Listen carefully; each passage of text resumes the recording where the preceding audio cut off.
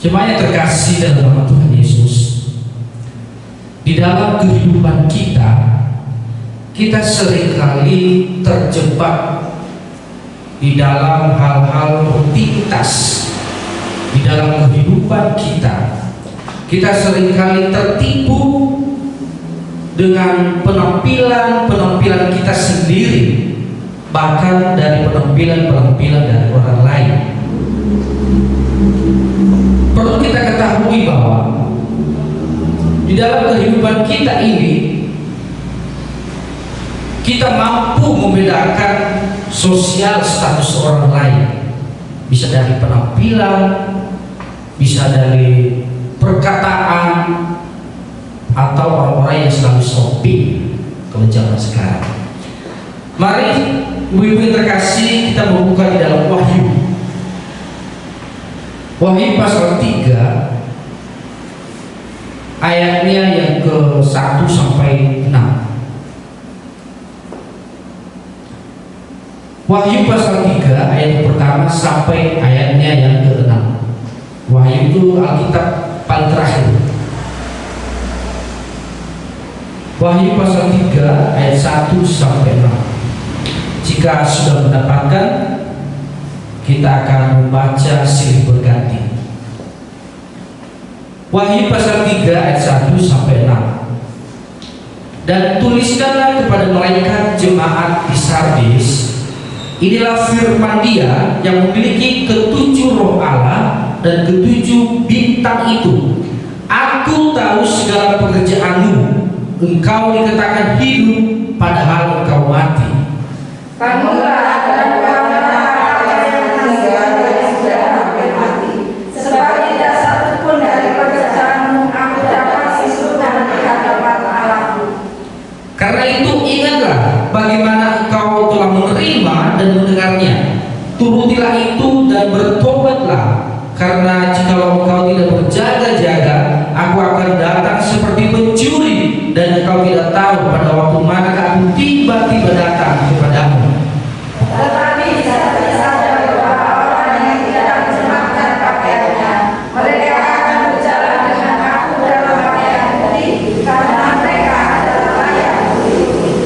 Barang siapa menang, ia akan dikenakan pakaian putih yang demikian. Aku tidak akan menghapus namanya dari kitab kehidupan, melainkan aku akan mengaku namanya di hadapan Bapakku dan di hadapan para malaikatnya. Siapa beriman adalah yang mendengarkan apa yang dikatakan kepada Tuhan. Baik, terima kasih atas pembacaan firman Tuhan. Berkatilah kita yang tetap setia dan melakukan setiap firman yang telah kita baca. Saudara yang terkasih, jemaat Smyrna adalah salah satu dari ketujuh jemaat yang menerima surat Wahyu yang dituliskan oleh Rasul Yohanes, yang sendiri dikatakan yaitu saudara Tuhan kita Yesus Kristus yang lahir dari Maria. Mari kita melihat ada apa dengan jemaat Sardis dan bagaimana dengan jemaat pada saat ini. Yang pertama yaitu kita perlu tahu bahwa jemaat atau Sardis ini adalah salah satu kota yang hampir sama dengan kota Smyrna yang saya bahas 2 minggu yang lalu di pasal 2 dan ayat 8 dan seterusnya. Di situ ada Smyrna, baru saat ini Sardis. Jadi Sardis dan Smyrna ini salah satu kota yang bertetangga. Tetapi kalau jemaat-jemaat di Smyrna itu mengalami kemiskinan di dalam ekonomi, tetapi jemaat di Sardis ini kaya. Mereka orang-orang yang punya, berbeda dengan jemaat yang di Smyrna. Tetapi ada apa di balik jemaat Smyrna? Ada apa yang menjadi teguran Tuhan bagi mereka? Mari kita melihat di ayatnya yang dimulai dari ayatnya yang pertama. Di ayatnya yang pertama, di situ dikatakan, dan tuliskan kepada malaikat jemaat di Sardis, inilah firman Dia yang memiliki ketujuh roh Allah dan ketujuh bintang itu. Firman Tuhan berkata ini, Aku tahu segala pekerjaanmu. Engkau dikatakan hidup, padahal engkau mati. Engkau dikatakan hidup. Bapak Ibu yang terkasih, ini Bapak Yohanes. Ternyata jemaat-jemaat di Sardis itu memiliki penampilan yang luar biasa. Mereka dikatakan hidup, baik di dalam ekonomi mereka, baik di dalam pelayanan mereka di dalam gereja. Hidup luar biasa, rajin melayani, rajin beribadah, dan memiliki suasana hidup di dalam jemaat. Tetapi apa yang salah? Ternyata Tuhan bilang, engkau dikatakan hidup padahal engkau mati. Jemaat yang terkasih, di dalam kehidupan kita memang sering kita menilai seseorang dari luarnya, seperti saya katakan dari awal tadi. Kita sering melihat orang-orang yang melayani, bahkan jangan kita melihat, mungkin diri kita terlibat dalam pelayanan. Kita sering datang beribadah, rajin, tidak pernah absen, dan itu dilakukan oleh jemaat-jemaat yang berada di Sardis. Tetapi yang mereka tunjukkan itu adalah hanya sekedar ditunjukkan kepada orang lain bahwa mereka terlibat dalam pelayanan, bahwa mereka rajin beribadah, bahwa mereka memuji Tuhan, tetapi hati mereka tidak ada pada Tuhan. Kelihatannya rajin beribadah, kelihatannya terlibat dalam pelayanan, kelihatannya memuji Tuhan, tetapi hatinya tidaklah demikian. Artinya jemaat-jemaat Sardis di dalam kehidupan mereka, karena ekonomi mereka begitu tinggi, begitu sangat baik, maka mereka menggantungkan hidup mereka dengan sumber-sumber ekonomi mereka.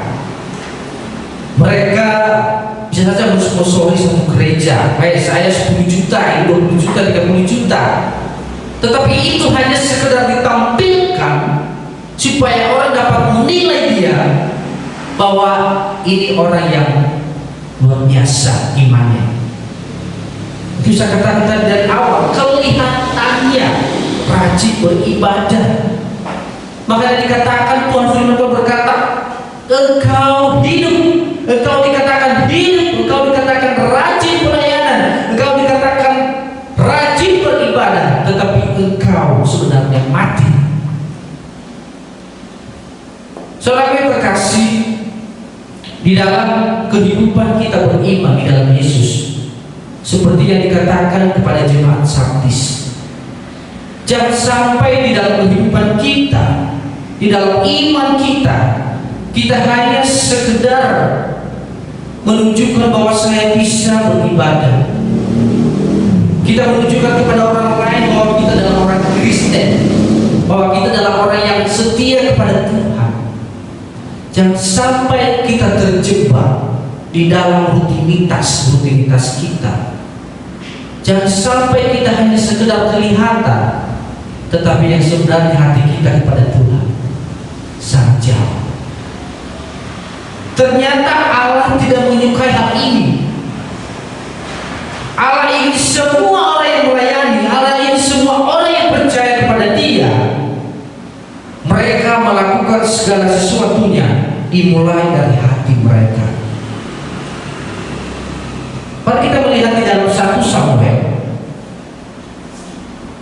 Samuel pasal 16.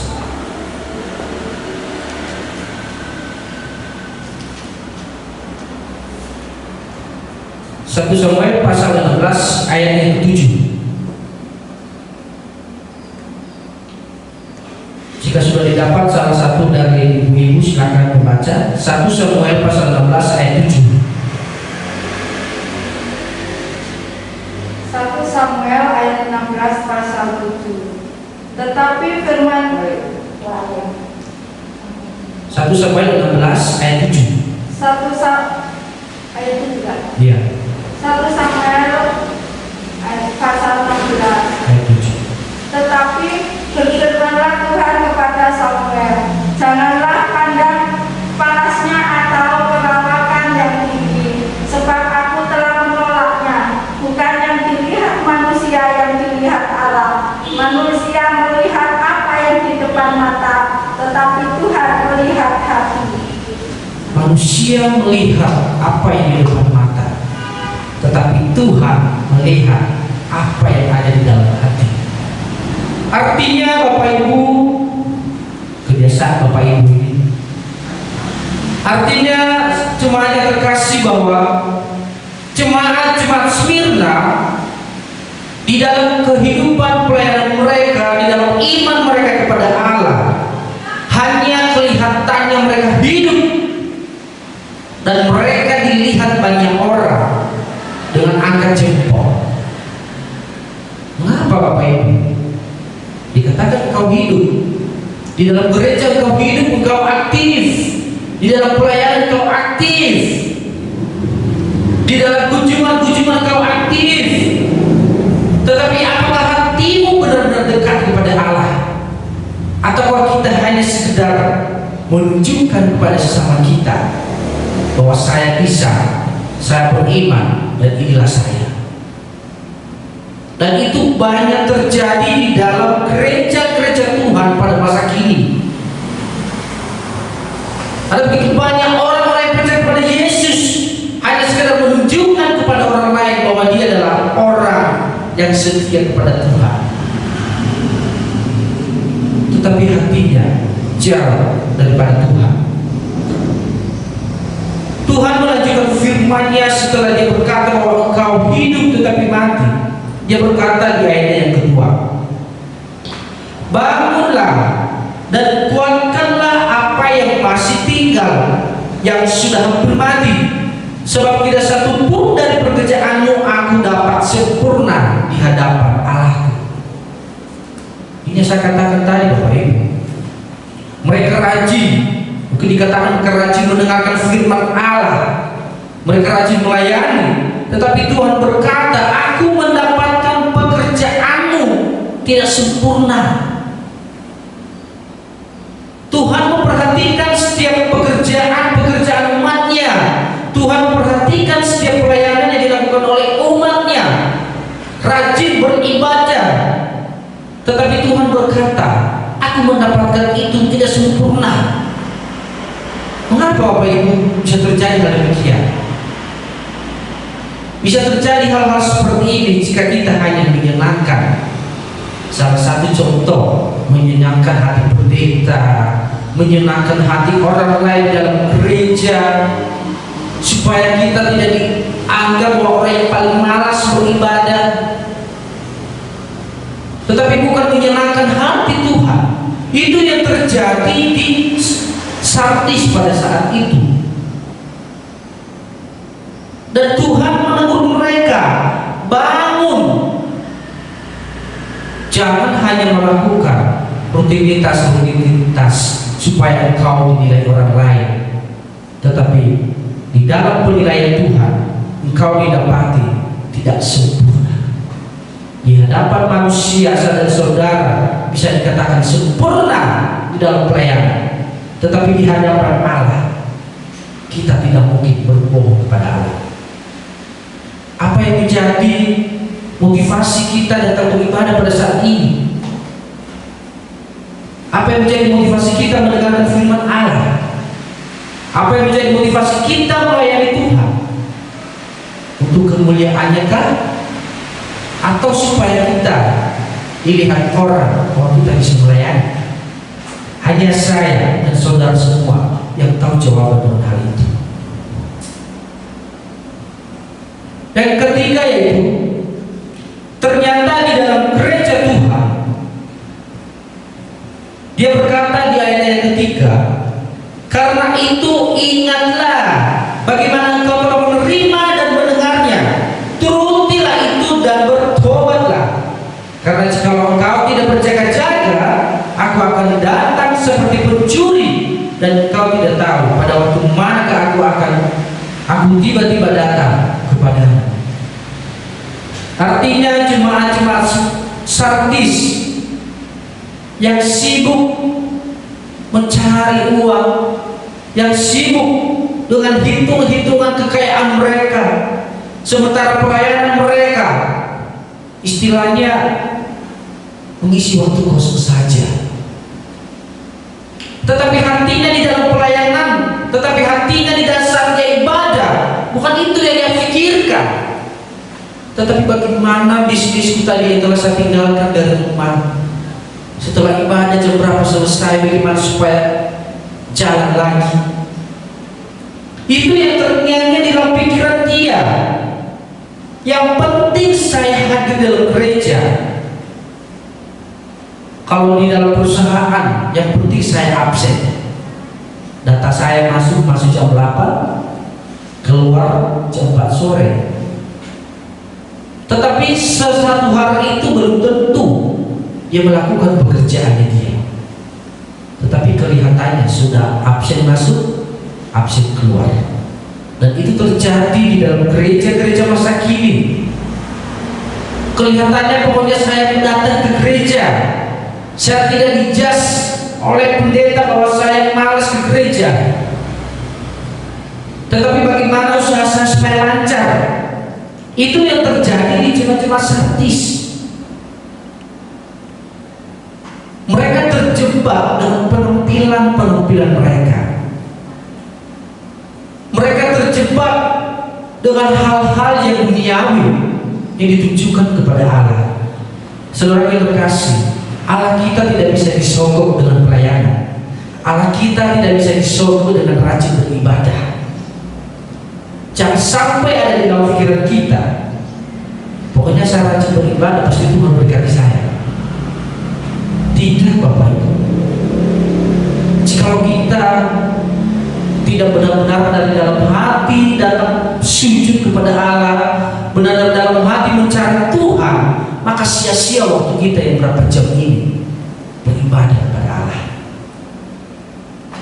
Ternyata di jemaat-jemaat Sardis ini memiliki dua karakter. Ada beberapa jemaat yang terlibat di dalam kebiasaan menampilkan diri mereka, dan ada juga orang-orang yang tetap setia.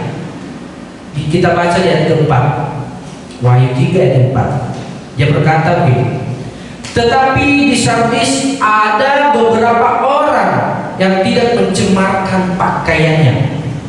Mereka akan berjalan dengan aku dalam pakaian putih, karena mereka adalah layak untuk itu. Jadi di jemaat Sardis ini ada ternyata beberapa orang yang tetap setia kepada Allah. Walaupun mereka ada beberapa yang berusaha, walaupun mereka beberapa yang menjual, pedagang, tetapi mereka meninggalkan dagangan mereka karena hati mereka benar-benar mencari Tuhan. Kelihatannya sama, Bapak Ibu. Kelihatannya sama. Orang yang pertama tadi saya katakan meninggalkan usahanya dan dari gereja hanya sekedar diketahui bahwa dia aktif, dengan orang yang meninggalkan pekerjaannya dan dari beribadah dengan tulus, dengan hati mencari Tuhan. Kelihatannya sama, sama-sama datang, sama-sama meninggalkan pekerjaan, tetapi motivasi di dalam hati mereka ada perbedaan yang sangat bertentangan, yang sangat jauh. Yang satu meninggalkan pekerjaannya supaya dipuji orang, supaya ia memperlihatkan kepada jemaat yang lain, inilah saya, orang yang paling rajin. Yang kedua meninggalkan pekerjaannya karena ia benar-benar merindukan Tuhan dalam hidupnya. Ia benar-benar ingin memuji Tuhan atas apa yang ia rasakan. Dan firman Tuhan berkata, tidak mencemarkan pakaiannya. Di sini dikatakan pakaian putih. Pakaian putih adalah lambang kesucian, lambang kebersihan seseorang di hadapan Allah. Artinya Bapak Ibu, jika kita didapatkan di hadapan Allah dengan pakaian yang putih, itu artinya kita di hadapan Allah tidak tercemar dengan hal-hal yang rutinitas tadi. Maka dari itu, marilah kita sebagai jemaat di masa zaman sekarang ini, kita harus memiliki perubahan yang dari dalam hati, bukan hanya perubahan wujud Bapak Ibu, bukan hanya perubahan pakaian. Dari 2019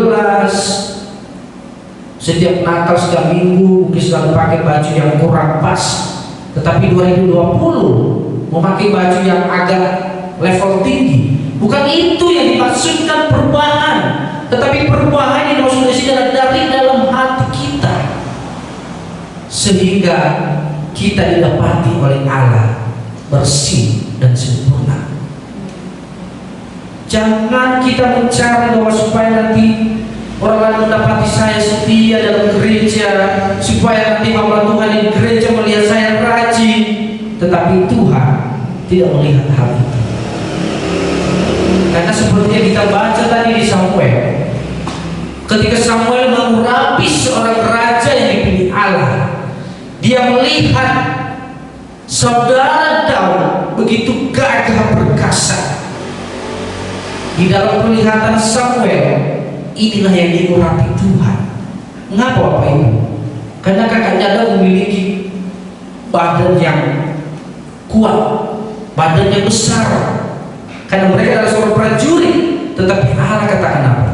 Bukan itu yang kupilih, sebab manusia melihat apa yang di depan mata, tetapi Allah melihat apa yang ada di dalam hati. Perhitungan secara manusia, Daud tidak layak menjadi seorang raja. Tidak layak. Dia hanya seorang gembala domba yang tidak dihiraukan di keluarganya. Tetapi karena hatinya benar di hadapan Tuhan, karena hatinya tulus di hadapan Tuhan, itulah yang Allah pilih. Bukan saudaranya yang terlihat gagah perkasa. Mengapa kita harus setia kepada Allah? Mengapa harus Tuhan menegur setiap jemaatnya? Karena Allah memberikan reward atau hadiah yang sangat luar biasa dalam hal ini. Mari kita baca di ayatnya yang kelima. Firman Tuhan berkata, barang siapa menang, ia akan dikenakan pakaian putih yang demikian, seperti yang di ayat 4 tadi. Aku tidak akan menghapus namanya dari kitab kehidupan, melainkan aku akan mengaku namanya di hadapan Bapakku dan di hadapan para malaikat. Ini janji Allah kepada jemaatnya, bahwa ketika Allah mendapatkan saya dan saudara tulus beribadah, tulus melayani dari dalam hati karena kerinduan kita kepada Allah, maka Tuhan berkata, aku akan mengenakan pakaian putih kepada lambang kesucian, lambang kebesaran. Aku tidak akan menghapuskan namamu di kitab kehidupan. Kita memperoleh keselamatan dan bersama-sama dengan Allah. Dan disitu dikatakan, aku mengaku namanya, aku mengaku namamu di hadapan Bapakku dan di hadapan para malaikat. Jangan cari pengakuan manusia. Saya ulangi sekali lagi, jangan cari pengakuan manusia, tetapi carilah pengakuan Allah atas diri. Karena pengakuan manusia belum tentu sama dengan pengakuan Allah yang dekat. Marilah saudara yang terkasih, marilah kita tetap setia kepada Allah. Marilah kita tetap hidup dan benar-benar hidup, bukan hidup tetapi mati. Tetapi biarlah kita benar-benar hidup, biarlah kita benar aktif, karena kita memiliki kerinduan yang dari dalam yang tulus kepada Allah. Marilah kita tetap setia kepada Allah.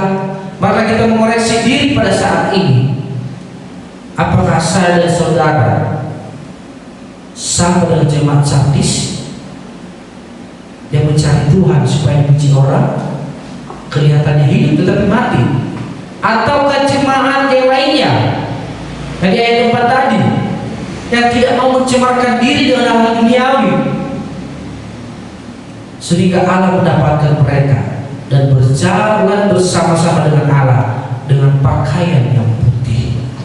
Marilah kita tak menjaga kekudusan hidup kita di hadapan Allah, kekudusan hati kita kepada Allah, karena Allah menilai apa yang ada di dalam hati dan pikiran kita, bukan apa yang terlihat dari luar. Marilah kita tetap hidup dan aktif di dalam Tuhan, bukan hidup tetapi mati.